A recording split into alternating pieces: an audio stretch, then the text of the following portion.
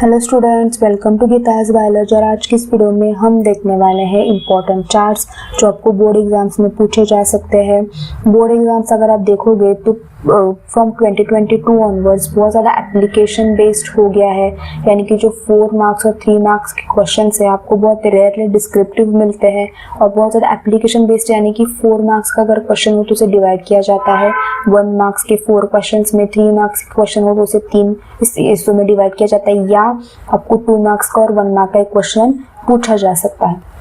तो बहुत से बच्चे अब इस वक्त क्योंकि एग्जाम पास में आ रही है तो बहुत ज़्यादा थियरी पे ध्यान देते हैं, बहुत ज़्यादा डिस्क्रिप्टिव क्वेश्चंस पे ध्यान देते हैं और ऐसी चीज़ों पे वो ध्यान नहीं देते हैं, टेक्स्ट बुक पूरे रीड नहीं कर पाते हैं और बहुत से मतलब रीड इसलिए नहीं कर पाते हैं और जिसकी वजह से क्या होता है जो इजी क्वेश्चंस होते हैं वो मिस आउट कर लेते हैं। लेकिन आपको डरने की कोई बात नहीं है। मैंने इस पूरे वीडियो में जितने भी इम्पोर्टेंट चार्ट्स हैं वो सबको इकट्ठा किया है और एक साथ आपको मैं दे रही हूँ।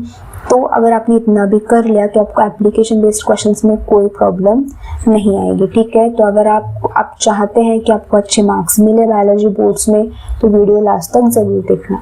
तो सबसे इम्पोर्टेंट जो है वो ये फेट, अगर आपने PYQs देखे हैं तो आपको पता चलेगा कि इस पे क्वेश्चंस बहुत पूछा जाता है, यानी कि what is fate of mesoderm, what is fate of endoderm, what is fate of ectoderm, या आपको पूछा जा सकता है कि एड्रिनल कॉर्टेक्स कौन तैयार करता है, या फिर एड्रिनल मेडुला कौन तैयार करता है, पैनक्रियास कौन तैयार करता है, थायराइड ग्लैंड कौन तैयार करता है, स्वेट ग्लैंड्स कौन तैयार करता है। ऐसे क्वेश्चंस आपको पूछे जा सकते हैं। तो इतना सब कुछ लर्न करने की ज़रूरत नहीं है, अब नहीं होने वाला है। इसमें सबसे इजी है ये ectoderm.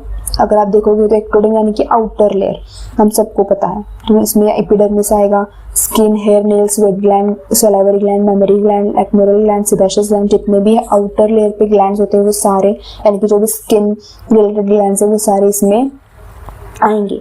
Cornea, lens, retina, conjunctiva, जो हमारे आई के जितने भी हमारे सारे मसल्स है, जितने भी हमारे सारे ऑर्गन्स है जो यूज होने वाले हैं वो सारे एक्टोडर्म में ही आते हैं, एक्सेप्ट हम कह सकते हैं कि कहा गया, हाँ, sclera and choroid I, sorry. तो ये सारे आपको ये छोड़ के आपको सबके सब आपको आई के जो भी रिलेटेड कह सकते हैं ऑर्गन्स है वो सब एक्टोडर्म में आता है। सिर्फ ये sclera and choroid of eye ही आपको मेसोडर्म में मिलेगा, ठीक है। फिर उसके बाद external ear, internal and external ear, foregut, hindgut, adrenal medulla, anterior posterior pituitary lobe, pineal gland, entire nervous system. So ये सारी चीज़ आपको एक्टोडर्म में पूछी जा सकती है। अगर आपने एक्टोडर्म परफेक्ट कर लिया, उसके बाद एंडोडर्म अगर आपने परफेक्ट कर लिया तो आपको फेट में डरने की ज़रूरत नहीं है, आप सब कुछ लिख सकते हैं। एंडोडर्म में सबसे ज़्यादा क्या आता है, ऑर्गन्स आते हैं, stomach, intestine, liver, obviously liver एक ग्लैंड है, sorry, pancreas, thyroid gland, parathyroid gland, thymus gland, Eustachian tube, ऐसी सारी चीज़ें आपको पूछी जा सकती है। उसके बाद सेक्सुअल ट्रांसमिटिंग डिजीज आपको तो ह्यूमन रिप्रोडक्शन में पूछा जाएगा, या आपको कह सकते हैं कि ह्यूमन एंड हेल्थ में पूछा जाएगा। इन दोनों में आपको कहीं पर भी ऐसे क्वेश्चंस आ सकते हैं, ठीक है। तो अगर आप ये पूरा चार्ट देखोगे तो डरने की ज़रूरत नहीं है। सिफिलिस, गोनोरिया, आपको कैसे क्वेश्चंस आ सकते हैं कि write the differentiating point of syphilis and gonorrhoea according to their, ऐसे बोलेंगे, फर्स्ट देंगे पॉजिटिव एजेंट, तो Treponema, pallidum, Neisseria, gonorrhoeae. Second बोलेंगे कि इंक्यूबेशन पीरियड बताओ, 3 to 4 weeks, 2 to 14 days, 7 to 21 days. Infection site, mucous membrane, genital, ये दोनों का भी सेम है, तो इन्फेक्शन साइट आपको नहीं पूछेंगे। सिम्टम्स, अलग अलग सिम्टम्स पूछे जा सकते हैं। प्रिवेंटिव मेजर्स दोनों के सेम है तो ये नहीं पूछेंगे। ट्रीटमेंट आपको पूछे जा सकते हैं, यहाँ पे पेनिसिलिन आता है, यहाँ पे सिफिनिक्स आता है। तो आपको पॉजिटिव एजेंट करना है, इंक्यूबेशन पीरियड करना है, इन्फेक्शन साइट, सिम्टम्स करने हैं और आपको ट्रीटमेंट करनी है, क्योंकि डिफरेंशिएटिंग में पूछा जा सकता है, या फिर आपको सिर्फ सिफिलिस के बारे में पूछा जा सकता है। उसका एक फर्स्ट क्वेश्चन पॉजिटिव एजेंट बताओ, सेकेंड क्वेश्चन इंक्यूबेशन पीरियड बताओ, थर्ड इन्फेक्शन साइट बताओ, फोर्थ प्रिवेंटिव मेजर बताओ। तो ऐसे आपको क्वेश्चंस पूछे जा सकते हैं, ठीक है। उसके बाद जेनेटिक कोड बहुत ज़्यादा इम्पोर्टेंट है, ये नीट में भी पूछा जा सकता है या आपको बोर्ड्स में भी पूछा जा सकता है, CET तो है ही, तो इन सब में आपको ऐसे क्वेश्चंस पूछे जा सकते हैं। तो डरने की कोई चीज़ नहीं है। मैं आपको एक ट्रिक बताती हूँ, अगर आपने इतना भी कर लिया तो आप क्या कर सकते हैं, आप आसानी से जेनेटिक कोड कर सकते हैं, ठीक है। तो पहला अगर आप देखोगे तो CU मतलब जो स्टार्ट CU से होती है वो क्या होगा, ल्यूसीन को कोड करेगा। ठीक है, जो भी GG को कोड करेगा वो ग्लाइसिन को कोड, GG मतलब जो स्टार्टिंग में तो वो ग्लाइसिन को कोड करेगा। ठीक है, जो GC होगा वो एलेनाइन को कोड करेगा, जो GU होगा वो वैलिन को कोड करेगा। यानी कि स्टार्टिंग में अगर कोई GU है तो हम याद रख लेंगे कि वो वैलिन ही होगा। CC जो है वो प्रोटीन को कोड करेगा, UC जो है वो क्या करेगा, सेराइन को कोड करेगा। तो आप अगर इतना भी मतलब जो भी मतलब बहुत 3-4 जेनेटिक कोड्स अगर एक ही अमीनो एसिड को कोड कर रहे हैं तो आप ऐसे उन्हें याद रख सकते हैं। ठीक है, उसके बाद आता है हमारा जीनोम साइज। जीनोम साइज में भी आपको जो करना है, अब तो एक एस्टिमेटेड जीन नंबर आपको करने की जरूरत नहीं है, आपको बोर्ड्स में नहीं पूछेंगे, CET नीट में पूछा जा सकता है। एस्टिमेटेड साइज आपको नहीं पूछा जाएगा, बेस पेयर आपको नहीं पूछा जाएगा, क्रोमोसोम नंबर आपको पूछा जा सकता है। मैं आप बात कर रही हूँ बोर्ड्स के बारे में। ठीक है, नीट CET में पूछा जा सकता है, और इसमें भी आपको सबसे ज्यादा किस पे ध्यान देना है, human, mouse, fruit fly, plant and east, इनको आपको याद रखना है। अगर आप राउंड वर्म, बैक्टीरिया आपको कंफ्यूज हो रहा है तो बैक्टीरिया ऑब्वियसली एक है तो इसमें लर्न करने की कोई ज़रूरत नहीं है, लेकिन ह्यूमंस क्योंकि हम हैं आपको पूछा जा सकता है 46। माउस क्योंकि ज़्यादा इस पे ही क्या कह सकते हैं कि एक्सपेरिमेंट्स होते हैं तो माउस पे भी आ सकता है। फ्रूट फ्लाई एंड 8 आपको ये भी पूछा जा सकता है क्योंकि फ्रूट फ्लाई, ड्रोसोफिला, इन सब पे ही जो कह सकते हैं कि जो मॉर्गन थे साइंटिस्ट, उनका नाम भूल रही थी, इन्होंने इसी पे क्या किया था, अपना लिंकेज बताया था, तो ये आपको पूछा जा सकता है। प्लांट आपको 10 ये आपको पूछा जा सकता है। तो आपको ये सारी चीज़ें, सिर्फ क्रोमोसोम नंबर करना है। एस्टिमेटेड जीन नंबर शायद वो नहीं पूछेंगे बोर्ड वाले, एस्टिमेटेड साइज भी आपको नहीं पूछा जाएगा। फिर उसके बाद सबसे ज़्यादा इम्पोर्टेंट अगर कुछ है तो वो है जियोलॉजिकल टाइम स्केल। तो ये जो एरा है, ये एरा को लर्न करने का मेरे पास एक ट्रिक है, मैं इस पर एक वीडियो बनाऊंगी, लेकिन आपको एक क्या कह सकते हैं कि क्रिस्प में बता रही हूँ। आपको एरा लर्न करना है तो आपको ये निमोनिक याद करना पड़ेगा, camel sit down carelessly perhaps their joints creak. Camels sit down carelessly, perhaps their joint creak।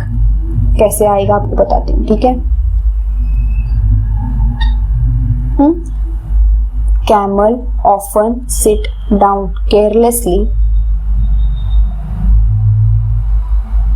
perhaps their joint creak। याद रहेगा आपको, आप याद कर लोगे तो आपको याद आ जाएगा। टर्जरी, क्वाटरनरी आप ऐसे भी मतलब सिनोजोइक का आप याद रख लेना, आपको याद करना ही पड़ेगा। ठीक है, फिर उसके बाद जो हमारा, एक मिनट, जो हमारा इपोक है वो याद करने का मैं आपको ट्रिक बताती हूँ। Put eggs on my plate please Honey. या आप हनी रख लो, अगर हर्ष रख लो, हेमा रख लो, जो भी आपको याद रखना है वो आप रख सकते हो। कैसे याद रखोगे, put eggs on my plate please Honey, Hemant, Hema, जो भी आप याद रख सकते हो, Hetal. Put eggs on my plate please Honey, ये याद रहेगा। ये अगर आपको याद रहेगा तो आप फिर ये भी याद रख सकते हो। ठीक है, इतना आपको बोर्ड्स में नहीं पूछा जाएगा लेकिन CET नीट में पूछा जा सकता है। तो आपको ये जियोलॉजिकल टाइम स्केल भी कंपलसरी करना है। उसके बाद ह्यूमन इवोल्यूशन, ये बहुत ज़्यादा इम्पोर्टेंट है, ये पूछा जा सकता है। एंड सबसे ज़्यादा अगर आपको कुछ याद रखना है तो साइट ऑफ फॉसिल रिकॉर्ड, ये आपको बहुत क्वेश्चन इसमें मिलेंगे कि जो भी रैम्पागिथिकस है वो कहाँ पे मिला था, होमोसेपियंस कहाँ पे मिले थे, नेदरलैंड मैन कहाँ पे मिला था, होमो इरेक्टस कहाँ पे मिला था, होमो हैबिलिस। जो साइट ऑफ फॉसिल रिकॉर्ड है आपको याद रखना पड़ेगा। अपीयरेंस आपको याद रखना पड़ेगा। जैसे मैंने आपको इसके बारे में कहा था, डिजीज के बारे में बताया था कि आपको 2 देंगे और बोलेंगे कि इसका डिफरेंशिएटिंग बताओ, या आपको पूरे के पूरे शायद 4 भी दे दें और बोलेंगे कि इसका डिफरेंशिएटिंग पॉइंट बताओ। तो आपको ऐसी चीज़ें याद रखनी पड़ेंगी, आपको याद रखना पड़ेगा। ठीक है, ये सारी चीज़, क्रैनियल कैपेसिटी याद रखनी है आपको, एंड प्लस आपको क्या याद रखना है, इसके साइट ऑफ फॉसिल रिकॉर्ड के बारे में। तो ये चीज़ें आपको पूछा जा सकता है। ठीक है, उसके बाद आएगा हमारा रोल्स। ये अगेन बहुत ज़्यादा इम्पोर्टेंट है, बहुत ज़्यादा पूछा जा सकता है। फॉर एग्जाम्पल आपको बोलेंगे कि give function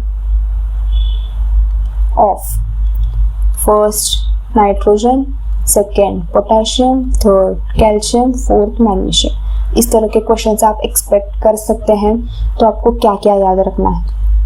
nitrogen, phosphorus, potassium, calcium, magnesium, sulphur, जितने भी मैक्रो न्यूट्रिएंट्स है तो आपको सारे के सारे याद रखने हैं, आपको पूछा जा सकता है। ठीक है, तो आपको ये भी देखना है कि उसकी डिजीज डिफिशियंसी क्या है।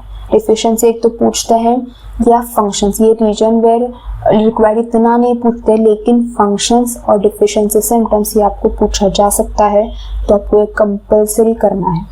ठीक है, ये जो भी क्लोराइड वगैरह है ये इतना नहीं, लेकिन आप पूछ सकते, मतलब मैं आपको कंफर्म ये बता सकती हूँ कि आपको आएगा ही आएगा। ठीक है, जिंक भी आपको पूछा जा सकता है, कॉपर, बोरॉन, मोलिब्डेनम, मैंगनीज या क्लोरीन आपको पूछा जा सकता है, तो उनका डिफिशियंसी पूछा जा सकता है, या वो क्या काम करते हैं आपको पूछा जा सकता है। या आपको ऐसे भी पूछा जा सकता है कि give function and deficiency of first copper, second zinc, third potassium, fourth calcium. ये 1 मार्क के लिए, ये 1 मार्क के लिए। या आपको ये कट करके सिर्फ 2 ही पूछा जा सकता है, एक फंक्शन, एक डिफिशियंसी। ठीक है, या आपको सिर्फ एक ही पूछा जा सकता है। फिर उसके बाद हमारा आता है रेस्पिरेटरी ऑर्गन। ये याद करने में आपको इतना ज़्यादा प्रॉब्लम नहीं आएगा, क्योंकि जितने भी एक्वाटिक है उनमें क्या होगा, प्लाज्मा मेम्ब्रेन ही होगा। या हमें पता है कि ये ट्रैकिया, बुक, लंग्स वगैरह बाद में आए हैं। रेस्पिरेटरी ऑर्गन अगर आपने एनिमल किंगडम ठीक से किया होगा तो आपको पता है कि प्लेटिहेल्मिन्थस, अस्केल्मिन्थस के बाद ऑर्गन सिस्टम आना स्टार्ट हुआ है। उससे पहले ऑर्गन सिस्टम नहीं थे, तो सेल्स थे। तो ऑब्वियसली प्रोटिस्टा में, फ्लैटवर्म्स में क्या आएगा, प्लाज्मा मेम्ब्रेन आएगा। जितनी भी जनरल बॉडी सरफेस है वो आएगा। ठीक है, फिश में हमें पता है इंटरनल गिल्स होते हैं, रेप्टाइल्स में लंग्स होते हैं, एम्फीबियंस में एक्सटर्नल गिल्स होते हैं। तो ये आपको नहीं पूछेंगे, लेकिन ये जो भी है लिमुलस आर्किन, स्पाइडर, स्कॉर्पियन, ये आपको पूछा जा सकता है, क्योंकि ये कंफ्यूज होता है। बुक लंग, बुक गिल्स, ये आपको पूछा जा सकता है। आपको इतना कम करना कंपल्सरी, बाकी की चीजें इतने नहीं पूछेंगे वो, क्योंकि ये बहुत कॉमन है।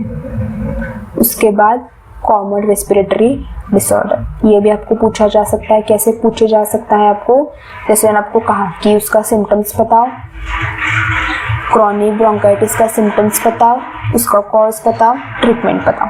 3 मार्क्स के लिए पूछा जा सकता है, 1-1-1। या आपको 4 मार्क्स के लिए इसमें से कोई भी 2 डिजीज लेंगे वो, और उनका सिम्टम्स बताओ, कॉज बताओ। निमोनिया का सिम्टम्स बताओ, कॉज बताओ। अस्थमा का सिम्टम्स बताओ, ट्रीटमेंट बताओ। तो ऐसे 4 मार्क्स का अगर हो तो 2 डिजीज पूछेंगे, एक तो सिम्टम्स, ट्रीटमेंट पूछेंगे, कॉज या ट्रीटमेंट भी पूछेंगे। तो आपको ये करना भी कंपल्सरी है। तो आप इसे कैसे याद रखोगे, जितने भी वायरस एंड बैक्टीरिया है ना, वो क्या करें आप एक साथ कर ले। बैक्टीरिया, वायरस, जो भी निमोनिया, सिनेटस और एक्यूट ब्रोंकाइटिस, क्रॉनिक ब्रोंकाइटिस, ये आप एक बार याद कर लेना। ठीक है, हमें पता है कि जितने भी है, मतलब जितने भी रेस्पिरेटरी डिसऑर्डर है वो ज़्यादातर एक तो स्मोकिंग की वजह से होते हैं, पोल्यूटेड एयर की वजह से होते हैं। अगर आप देखोगे तो सबसे ज़्यादा चीज़ें वही होती, तो आप उतना भी अगर याद रख लो तो बहुत हो जाएगा। उसके बाद neurological cell and their functions, ये बहुत बार पूछा जाता है। अगर आपने देखा होगा कि एस्ट्रोसाइट्स का फंक्शन बताओ, फिर उसके बाद माइक्रोग्लिया, ब्रेन माइक्रोफेजेस का फंक्शन बताओ, ओलिगोडेंड्रोसाइट्स का फंक्शन बताओ। तो आपको ये इतना सब कुछ याद करने की ज़रूरत नहीं है, इतना आपको याद नहीं करना है, आप बस एक लाइन कर लो। For example oligodendrocytes. उसके बाद ये क्या हो जाएगा, इसमें होता है white matter of CNS, myelin insulating sheet made up of protein and fatty substance. आप इतना याद कर सकते हो बहुत। एक तो फंक्शंस पूछेंगे या आपको स्ट्रक्चर पूछेंगे, ठीक है। फिर ब्रेन माइक्रोफेजेस हमें पता है, they go to site of injury, dead neurons and cell debris in CNS, मतलब ये क्या करते हैं, इंजरी डेड न्यूरॉन्स को खत्म करते हैं। ठीक है, फिर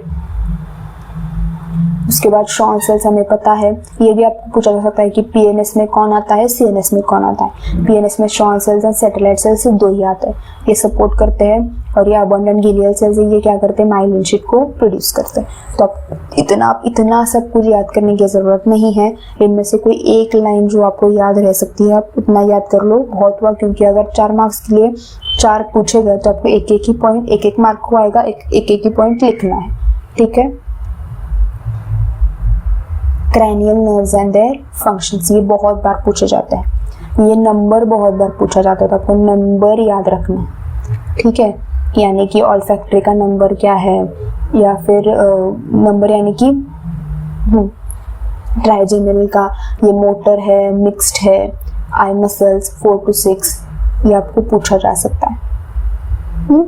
फिर उसके बाद आपको ये सेंसरी है या कहाँ पे मिलता है, आपको पूछे जा सकते हैं। उसके बाद ये जो स्पाइनल नर्व्स है, इसका भी आपको मतलब सर्वाइकल में कितने पेयर्स आते हैं, थोरैक्सिक्स में कितने पेयर्स आते हैं, लुम्बार में कितने पेयर्स आते हैं। ये तो रीजन, वैसे आपको कहा कि 1 मार्क के लिए नंबर ऑफ पेयर्स, 1 मार्क के लिए रीजन, ये आपको ऐसे 2 मार्क्स मतलब 4 मार्क्स के लिए आपको 2 कोई भी देंगे, ऐसे आपको पूछा जा सकता है, ठीक है। उसके बाद ये हमें पता है सिंपैथिक पैरासिम्पैथिक, ये आपको पता ही होगा। मतलब सिंपैथिक यानी कि जब स्ट्रेस बढ़ता है, पैरासिम्पैथिक मतलब जब सब स्ट्रेस निकल जाता है, हार्ट बीट्स बढ़ेंगी, हार्ट बीट्स कम होंगी। तो इसमें कोई बताने की चीज़ नहीं है, लेकिन ये चीज़ें आपको करनी है। मतलब वो जो नर्व है उसका आपको नंबर याद रखना है, उसका लोकेशन वगैरह आपको याद रखना है। फिर रिसेप्टर्स आपको फिर वही बोलेंगे कि give to examples of photoreceptors, give two examples of photoreceptors, give two examples of mechanoreceptors, give two examples of olfactory receptors। ऐसी चीजें आपको पूछी जा सकती है with their functions। फिर आपको पूछा जा सकता है कि बायोरिसेप्टर्स बताओ कहाँ पे है, उसका फंक्शन क्या है। फिर आपको एंटरोरिसेप्टर्स, फिर उसका फंक्शन क्या है, ऐसी सारी चीजें आपको पूछी जा सकती है। अगेन ये जो ब्लड ग्रुप है आपको ऐसे नहीं आएगा, मतलब ऐसे भी आ सकता है, लेकिन कैसे पूछा जा सकता है कि ब्लड ग्रुप, ये आपको ज्यादातर पेडिग्री में आ सकता है। 4 मार्क्स के लिए आपको ये पेडिग्री पूछा जा सकता है कि मदर का ब्लड ए है, फादर का ब्लड ग्रुप बी है, तो कितने चांसेस है कि बच्चे का ब्लड ग्रुप ओ होगा, ए बी होगा, ए होगा, बी होगा, आपको ऐसे पूछा जा सकता है। या फिर कौन डोनेट कर सकता है, कौन रिसीव कर सकता है, ऐसी सारी चीज़ें आपको पूछे जा सकती है। ये बहुत इजी है, हमें पता ही है। उसके बाद आएगा आपका ये प्लाज्मोडियम का इंक्यूबेशन पीरियड, मतलब कितने घंटे तक आपको क्या करना पड़ेगा, इंक्यूबेट करना पड़ेगा। मतलब फीवर कितना होता है, क्योंकि वायरस मलेरिया हम सबको पता है कि ये सब डिफरेंट है। मतलब बहुत से इसमें 14 डेज का इंक्यूबेशन पीरियड होता है, 17 डेज का इंक्यूबेशन पीरियड होता है। तो ये सारी चीज़ें आपको याद होनी चाहिए, आपको पूछा जा सकता है, ठीक है। उसके बाद ये इस पे बहुत क्वेश्चंस आ रहे हैं बायोटेक में, जो ये आपको ये करना ही पड़ेगा। अगर आप ऊपर वाली चीज़ अगर आप एक बार के लिए भूल भी सकते हैं, लेकिन ये चीज़ें आप नहीं भूल सकते, आपको पूछा जा सकता है। For example, give 2 plant disease that are caused by fungi. Give 2 examples of plant disease formed by pathogen bacteria. आपको ये भी पूछा जा सकता है कि ये जो पुसा गुरव वैरायटी है वो किसकी है, उसके इंसेक्ट्स कौन है, मतलब कौन किसके रेजिस्टेंस में बनाई है, या ये जो पुसा सेम 2 है, पुसा सेम 3 है, ये कौन सी इंसेक्ट पेस्ट के अगेंस्ट बनाई गई है। तो आपको ऐसे पूछा जा सकता है। 2 मार्क्स के लिए आपको ऐसे क्वेश्चंस आ सकते हैं, आप एक्सपेक्ट कर सकते हैं। तो डिजीज रेजिस्टेंट प्लांट भी आपको याद रखना है, plant breeding for disease resistant भी आपको याद रखना है, ये आपको पूछा जा सकता है। फिर उसके बाद अगेन जैसे मैंने आपको कहा था कि पैथोजन, होस्ट, ये सारी जो चीज़ें हैं बहुत से बच्चे इसे मिस आउट कर देते हैं। अगेन वो जो भी ह्यूमन रिप्रोडक्शन है, प्लांट रिप्रोडक्शन है, मॉलिक्यूलर बेसिस इनहेरिटेंस है, ये सारी चीज़ें वो करते हैं। लेकिन ये जो बाद के टॉपिक्स होते हैं ना, जैसे बायोटेक्नोलॉजी या एनिमल हस्बेंड्री या ये जितने भी है, सारे वो बच्चे भूल जाते हैं, और इसी की वजह से क्या होता है, उन्हें प्रॉब्लम्स आती है। तो आपको ये चीज़ आपको नहीं भूलनी, ये आपको ये बहुत ज़्यादा एप्लीकेशन बेस्ड में पूछा जाता है। इसमें आपको कोई भी कह सकते हैं ना कि आपको कोई भी डिस्क्रिप्टिव क्वेश्चन इस टॉपिक्स में से नहीं पूछते, सबके सब एप्लीकेशन बेस्ड होते हैं। तो आपको ये भूल कर भी नहीं भूलना है, आपको कंपलसरी ये करने है, ठीक है। पैथोजन बायो कंट्रोल एजेंट है कौन सा, बैसिलस thuringiensis है, किसके अगेंस्ट है, caterpillar, cabbage worm, adult beetle, ठीक है। तो इन सारी चीज़ों को आपको याद रखना है, आपको कंपलसरी पूछा जा सकता है। फिर अगेन ये आता है हमारा माइक्रोबायोलॉजी के, ऐसा एंटीबायोटिक जो प्रोड्यूस होता है, फिर उसके माइक्रोबियल सोर्सेज भी पूछे जा सकते हैं कि इरिथ्रोमाइसिन कौन प्रोड्यूस करता है, स्ट्रेप्टोमाइसिस एरिथ्रेस। तो इसका ये भी एक कह सकते हैं कि ये बहुत ज़्यादा इजी क्यों है, क्योंकि erythromycin erythreus, penicillin penicillium, streptomycin streptomyces, अगर ये मैच द फॉलोइंग में आ गया तो बहुत ज़्यादा इजी हो गया। या फिर उन्होंने फॉर एग्जांपल ये बैक्टीरिया का नाम दे दिया तो आपको इससे आपको ये एंटीबायोटिक लिखना बहुत ज़्यादा इजी हो जाता है। तो आपको याद कौन सा करना है, अगर आप देखोगे तो सिर्फ और सिर्फ ये जो क्लोरोमाइसिटिन है ये आपको याद करना है, फिर ग्रीसोफ्लुइन ये आपको याद रखना है, बेसिट्रेसिन, बेसिट्रेसिन में बैसिलस, जितना भी बेसिट्रेसिन है वो सारा बैसिलस ही प्रोड्यूस करता था, बैसिलस याद कर सकते हैं, ठीक है। फिर अगेन जो पैथोजन है, जो होस्ट है, वो आपको मैंने शायद वही यहाँ पे लिख दिया, सॉरी। फिर ये अगेन एंजाइम्स जो प्रोड्यूस करते हैं, माइक्रोब, ये भी आपको पूछा जा सकता है। अगेन आपको या तो 4 मार्क्स के लिए पूछा जाएगा, 3 मार्क्स के लिए पूछा जाएगा, ये लेकिन आपको पूछा जाएगा, ठीक है। आप कैसे याद रखोगे, acetic acid, acetobacter aceti, vitamin C, aspergillus niger. तो थोड़ा सा डिफिकल्ट है लेकिन आपको करना पड़ेगा बच्चों, ये पूछते ही है, वो उन्हें पता होता है, ये बच्चे भूल जाते हैं, ठीक है। अगेन अब ये रिकॉग्निशन साइड आपको नहीं करनी है, इतना अगर आप नहीं के तो भी चलेगा, लेकिन रिस्ट्रिक्शन एंजाइम क्या है, उसका सोर्स क्या है, और वो एंड्स मतलब ब्लड एंड प्रोड्यूस करता है, स्टिकी एंड प्रोड्यूस करता है। ये प्रोडक्ट वगैरह ये आपको अभी नहीं आएगा, ये आपको नीट और सीटी के लिए करना पड़ेगा, लेकिन रिस्ट्रिक्शन एंजाइम्स, उसका सोर्स और एंड्स कौन से प्रोड्यूस करते हैं, ठीक है। आप इसे याद कर सकते हैं कि ALU यानी कि मतलब ALU है तो उसके A और L से स्टार्ट हो रहा होगा, तो आप ऐसे मतलब आपको क्लिक हो जाएगा। बैम, बैसिलस, अमेलोलिग्निफिकेंस, इक्वारा, एस्चेरिशिया कोलाई, हिंड2 यानी कि H इन्फ्लुएंजा, आपको ऐसे पूछा जा सकता है, आपको याद रखना पड़ेगा। फिर उसके बाद ये अगेन आपको इसमें 3-4 में क्वेश्चंस में पूछा जा सकता है। जो भी CET के बच्चे हैं वो भी आपको मतलब आपको ये ज़्यादातर केस स्टडी में पूछा जा सकता है, ठीक है। कि एनीमिया हुआ है तो आप कौन सा रिकमेंडेड प्रोटीन यूज हो जाएगा, पर्चुरेशन में रिलैक्सिन, कैंसर्स में interferon, tumour necrosis factor, interleukin, macrophage, diabetes में इंसुलिन, फिर हीमोफीलिया A कौन सा फैक्टर है, हीमोफीलिया B कौन सा फैक्टर है, ब्लड क्लॉट्स अगर हो रहे हैं तो आप क्या मतलब कौन सा रिकॉम्बिनेंट प्रोटीन फंक्शन यूज हो जाएगा, तो आपको ऐसे क्वेश्चंस पूछे जा सकते हैं, ठीक है। उसके बाद transgenic plants produce from functional food, ठीक है। इसमें भी अगर आपको कौन सा याद रखना है तो सब्सटेंस, पोटेंशियल बेनिफिट और क्रॉप। ये ट्रांसजीन अगर आप नहीं याद रखोगे तो चलेगा, बोर्ड्स में आपको ट्रांसजीन नहीं आएगा, लेकिन substance, potential benefit and crop इतना आपको करना पड़ेगा। मतलब विटामिन E एंटीऑक्सीडेंट है, फ्लेवोनॉइड्स एंटीऑक्सीडेंट है, टोमेटो से मिलता है, ये कैनोला से मिलता है, ये राइस से मिलता है, ये शुगर बीट से मिलता है, इस सारी चीज़ें आपको याद करनी पड़ेगी, ठीक है। और जो हमारा ये फाइनल है हैबिटेट एंड नीश, ये आपको डिफरेंशिएट में पूछा जा सकता है कि differentiating points of habitat and niche, ये आपको बहुत ज़्यादा पूछा गया है, आप देख सकते हैं। फिर उसके बाद इंटरस्पेसिफिक इंटरैक्शंस यानी कि न्यूट्रलिज्म में क्या होता है, स्पीशीज दोनों भी अनअफेक्टेड होते हैं, यानी कि दोनों में इतना अफेक्ट नहीं होता है, पॉजिटिव सिम्बॉयसिस दोनों का भी होता है। कमेंसलिज्म एक को प्रॉफिट मिलता है, एक को कुछ नहीं मिलता, प्रोटोकॉपरेशन दोनों को मिलता है। तो ऐसी सारी चीज़ें आपको पूछी जा सकती है, ठीक है। उसके बाद ये एक है जो बहुत बार मतलब अभी बहुत पूछ रहे कि 4 व्हील्स के लिए नॉर्म्स कौन से है, मेट्रो सिटीज में चलता है या सब उस मतलब मेट्रो सिटीज में चलेगा या थोड़ी बहुत सिटीज में ही चलेगा। तो आपको ये भी याद करना है कि बच्चे बहुत भूलते हैं, लेकिन ये आपको बहुत ज़्यादा क्वेश्चंस आते हैं। ये आपको MCQs में भी पूछा जा सकता है, या आपको 1 सेंटेंस में भी पूछा जा सकता है, या आपको 3-4 मार्क्स में भी पूछा जा सकता है। अगर आपने इतने भी चार्ट्स कर लिए यानी कि आपको स्क्रीनशॉट निकालना है और आपके एग्जाम के पहले दिन आपको अगर एक बार आपने रिवाइज भी कर लिया तो भी बहुत हो जाएगा। आपको लर्न करने की ज़रूरत नहीं है। अगर आपने CET के लिए, नीट के लिए अगर लर्न किया ही है तो अच्छी बात है, आपका काम हो गया। अगर आपने नहीं किया है, अगर आप CET नीट नहीं देने वाले हैं, तो आपको अभी इन जितने भी चार्ट्स हैं उन्हें परफेक्टली करना है, क्योंकि एप्लीकेशन बेस्ड क्वेश्चन इससे आते हैं और बहुत ज़्यादा इंपॉर्टेंट क्वेश्चंस आते हैं। ठीक है, and I wish you all the very best. I hope कि आपको आपकी अच्छी तैयारी हो जाए और आपको अच्छे मार्क्स इस बोर्ड एग्जाम्स में मिल जाए। Okay, thank you.